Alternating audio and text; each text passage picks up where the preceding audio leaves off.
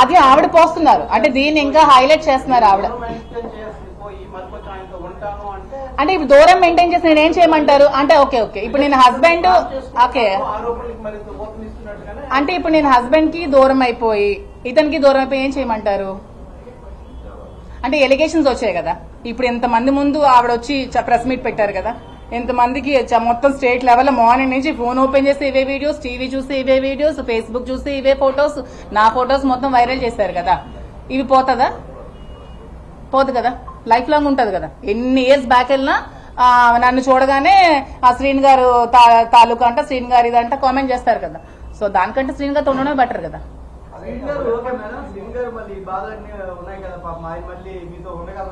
అంటే ఏం బాధలు ఉన్నాయి?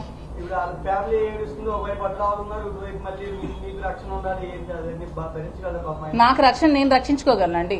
నేను సెల్ఫ్ కాన్ఫిడెంట్, నేను బిజినెస్ ఉమెన్, నేను బిజినెస్ చేస్తాను, నేను పెట్రోల్ బంక్ రన్ చేస్తాను, ఒక పెట్రోల్ బంక్ ఉంది, నేను ఇండిపెండెంట్ గా నాకు ఇండిపెండెంట్ గా నా రక్షణ నేను కల్పించుకోగలను. సొసైటీలో నాకంటూ ఒక మేల్ తోడు కావాలి, అతను అది ఉంటారు అంటున్నారు ఫ్రెండ్లీగా, దాని తప్పే ఉంది.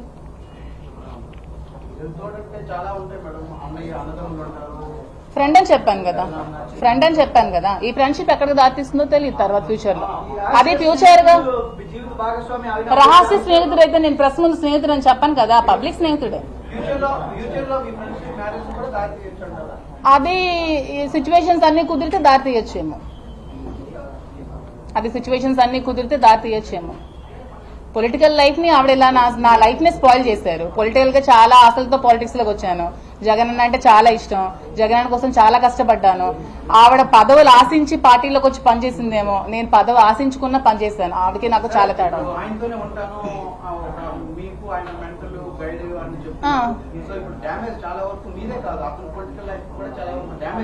పొలిటికల్ లైఫ్ అంటే టెక్కలి కాన్స్టిట్యూషన్ లో ఉన్న ప్రజలందరికీ కూడా వాణి ఎలాంటి ఆవిడ ప్రతి ఒక్కరికి తెలుసు. ఇప్పుడు శ్రీని గారు స్టేట్ లో జస్ట్ ఒక 30,000 ఓట్ల మెజారిటీతో ఓడిపోయారు. అంటే ఆల్మోస్ట్ 70,000 ఓట్స్ అతనికి పోలయ్యాయి. అంటే 70,000 మంది కూడా అతను మంచోడని నమ్మే కదా ఓట్లేసారు అతనికి. అంటే 70,000 పీపుల్ ఆర్ సపోర్టింగ్ దోవాడ శ్రీనివాస్. అంటే అతను తప్పు చేయలేదనే కదా అర్థం.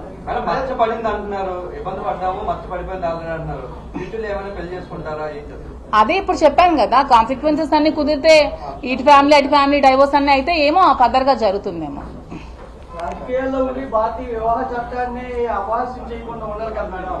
అపహాస్యం చేయకుండా ఉందామని నిన్నటి వరకు చాలా గుట్టుగా బ్రతికాం. దాన్ని రోడ్డు మీదకి వాణి గారు ఆవిడ పిల్లలు ఈడ్చారు.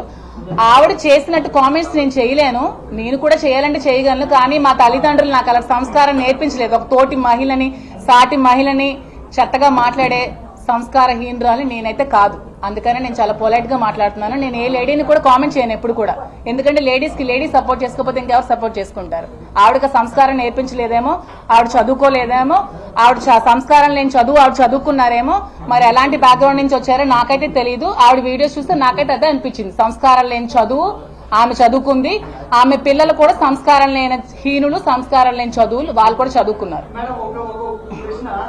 పొలిటికల్ లీడర్స్ కి చుట్టూ వందలాది మంది మహిళలు ఉన్నారు, కానీ మీరే ఎందుకు ఆ భర్త లాగేసుకున్నారని ఆవిడ ఆరోపిస్తారు. ఎందుకంటే వచ్చిన అమ్మాయిలు అందరిలో కల్లా నేనే అందంగా ఉన్నాను, ఈమెనే చూపిస్తే బాగుంటదేమో అని ఆవిడ ఫీల్ అయి ఉందేమో, ఇంటర్నల్ గా అలా ఫీల్ అయి పెట్టుకుందేమో. మరి ఆవిడకే తెలియదు మరి. అంతే, సొసైటీ నమ్ముతా త్వరగా అని ఆవిడ బ్లేమ్ చేసిందేమో. మరి అయి ఉండొచ్చు.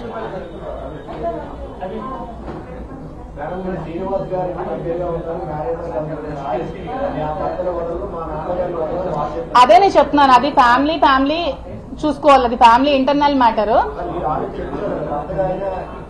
అదే నేను చెప్తున్నాను, అంటే వాళ్ళ ఫ్యామిలీ ఇంటర్నల్ మ్యాటర్. వాళ్ళు ఏమైనా ఉంటే ఫ్యామిలీతో తేల్చుకోవాలి. నేనైతే వాళ్ళ ఫ్యామిలీ నేను ఇంటర్ఫీర్ అవ్వనండి, ఎందుకంటే అది ఫ్యామిలీ మ్యాటర్ కాబట్టి.